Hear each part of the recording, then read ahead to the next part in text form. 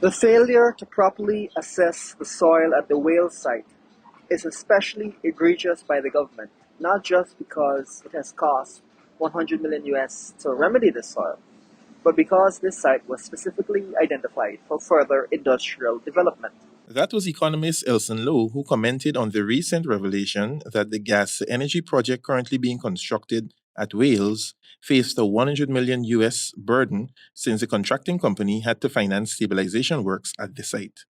It is important to note that the previous government had conducted a feasibility study at another site for the project. However, it was alleged that in its haste to play politics, the Irfaan Ali-led People's Progressive Party civic government shelved that idea and proposed Wales as an alternative location.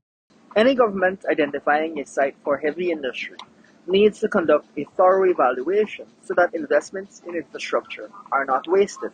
However, Lowe believes that with the recent revelation that the Pagas land is unstable to accommodate the weight of the turbines to be used to power the gas-to-energy project, and is pleading with the government to abandon the idea of any extended works at the site, since the land clearly cannot facilitate such mega projects unless it is reinforced by stabilization experts at an exorbitant cost to the taxpayers. Lowe again questioned government's motive behind its selection of that site. The government chose this site to attempt to reward its support base in Region 3.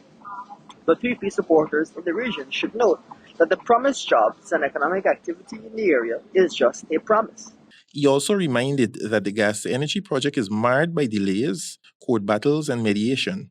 The recent revelation that the stabilization process delayed the project by 14 months now pushes the possible completion of the project to late 2026. A government that truly cares about the people of Region 3 would relocate the industrial park so that jobs are still created and repurpose the Wales estate lands to solar power.